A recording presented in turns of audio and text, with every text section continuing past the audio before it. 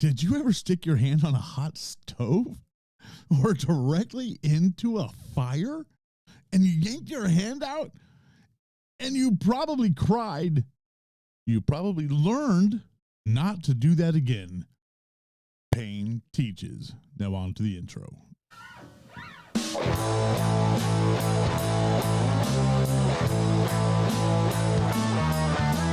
Currently rocking in the school of life. He is here talking about stuff and whatever's going on in his brain. You know it is 100% Bridget!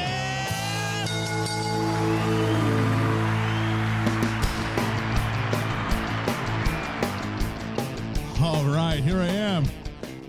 It's me talking about something. We learn in weird ways, and pain is one way to learn. So that's probably what I'm going to talk about today. But first, I got to get some stuff out of the way because I keep forgetting to do this. If you're watching on YouTube, probably about maybe 5% of the people that actually listen to me or watch me on YouTube are actually subscribed. So if you're watching me, feel free to hit the subscribe button, click the like button, and ring the bell so you can find out when I pop on. And I would like to thank you very much in advance for doing that. And once again, if you're an audio fan only, you can check me out on Apple Podcasts, Spotify, iHeartRadio, and Pandora. And my podcast is actually audio on both video and audio on Facebook. So check me out there. Unless we go virtual with the metaverse, then that will just be a whole new thing. So I'm going to talk about pain. Pain hurts. Have you ever smashed your finger with a hammer? I know we have special tools for that now. You got nail guns and things like that. But back in my day, you held the hammer, or you didn't hold the hammer. You hold a nail with your fingers. You place it in the spot and you whack it with a hammer. I know people still do that today. And every now and then we miss. And we learned to get accurate with our hammer after we hit our thumb a couple of times and split it open and do all kinds of gross stuff. So here we go. Pain can be a gift. Let's look at it from medically speaking. Without pain, we would not know when we need medical attention. You know, so like if you fall off your skateboard and you skin your knee, it hurts. Now you can probably tell by looking at it also because it's bleeding. But what about those pains that you don't know what they are? So like knee pain just out of the blue, suddenly your knee starts hurting, or back pain, or you get a pain in your back and you find out you got kidney stones. But it causes you to seek attention to get that thing fixed. Well, that works spiritually also. Sometimes we end up with pain so that we can communicate with God, receive his grace, and then move forward with whatever is next. So pain will teach us stuff. Spiritually speaking, we can take joy in knowing that God is at work in order to produce endurance. You know, we go through all kinds of stuff. Everybody on this planet, I don't care who you are, I don't care how happy you are, I don't care what your social media page says, how great you are. All of us go through stuff. We all have some sort of pain. Mental pain, physical pain, even spiritual pain. We have, you know, if you've listened to me for a while now, you know I used to pastor a church, and when that church had to close down, I had pain. I had spiritual pain. I was like, what do I do? What do I do next? Am I called? Am I not called? What's going on here, God? But it caused me to go inside, to reach for the endurance to keep going and to see, hey, what is next? So pain causes us to look into the next thing so that we can see what's next. Now watch this. This is James chapter 1, 2-3. My brethren, count it all joy, yoo-hoo, when you fall into various trials. Now, this is a famous verse. People use this all the time. Knowing that the testing of your faith produces patience. Another translation says endurance.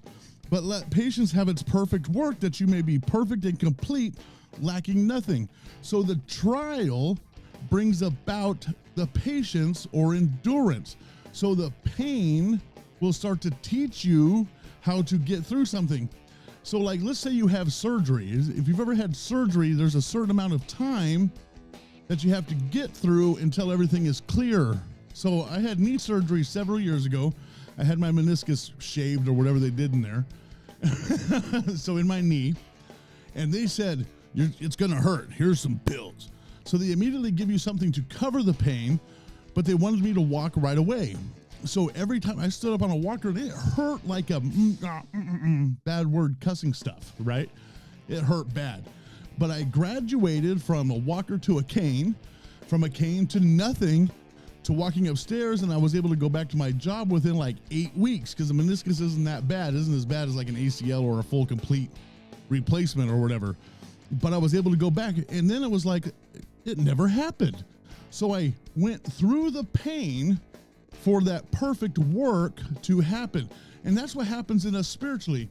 You know, we always hear people say, don't pray for patience. Why? Because it will create a trial so that you can gain patience. It's like, I always tell my wife, did we get in the shortest line that's going to take the longest when we go to the grocery store? So this is how pain functions. Paul had a thorn in his side, not a physical thorn. We don't even know what this thing was, but he mentions it, I believe, in 2 Corinthians chapter 12.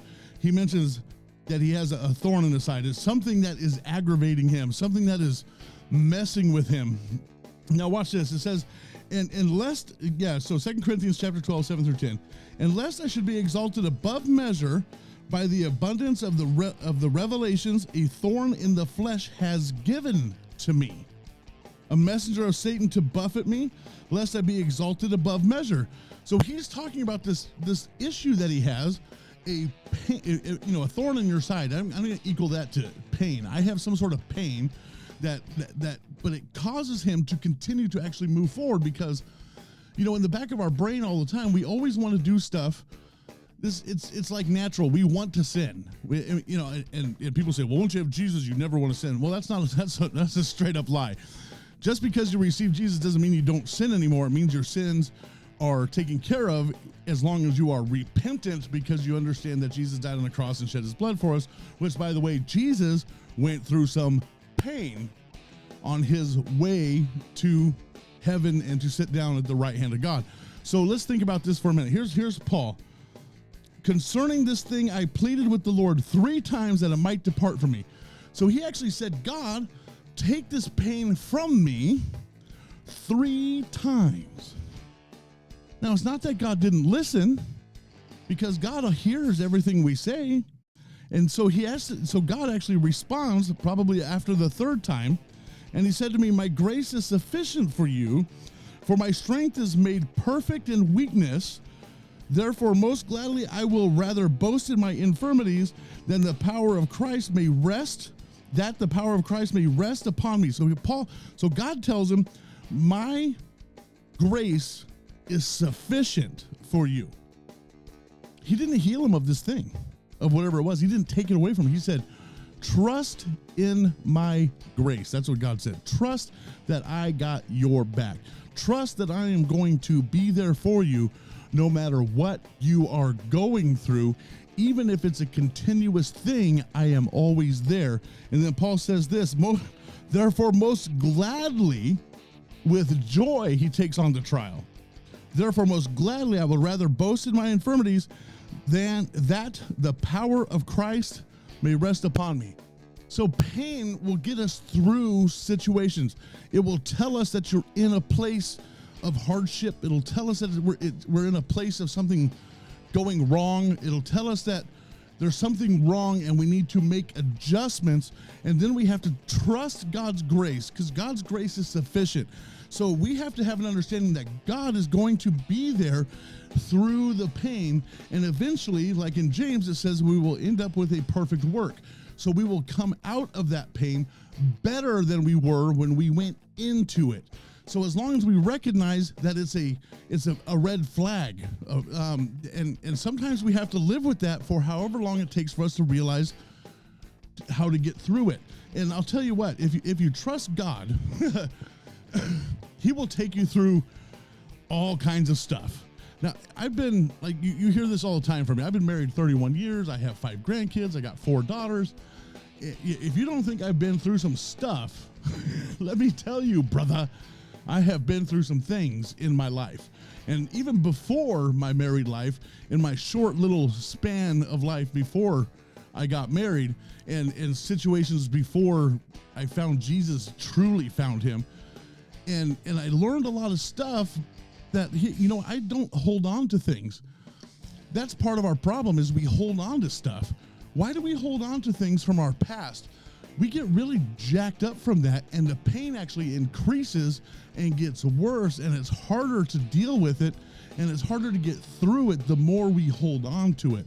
So when we realize that God's grace is sufficient, pain can come into a place where it becomes a perfect work, and we can get through that. Pain can come in many forms: physical, mental, and spiritual. I already said that. And the pain should trigger us to move forward and not hang around in the pain. When somebody hurts us, people do stupid things. They say stupid things, and how do we take those things? How we react to things will actually reveal who we are. So if you're reacting to things in pain, there has to be an adjustment and react to things in grace, because God's grace is sufficient to endure through it. Jesus himself suffered pain through his death on the cross. He was not immune to pain. You see, he was actually human. So I said this last week or a couple of weeks ago, he went to the Rock of Gethsemane and he bled, and which means that I would say that he had worry. I would say that he had issues. I would say that he was a human being on this earth with a plan from God to fulfill. And he had to go through pain to fulfill that plan and trust in God's grace that he was going to be raised again on the third day and sit down at the right hand of God. Now watch this, 1 Peter 3:18. For Christ also suffered once for sins, the just for the unjust, that he might bring us to God, being put to death in the flesh, but made alive by the Spirit. When you trust in God, when you trust in the Spirit of God, when you trust in his guidance, you will get through the pain. Right on, right on.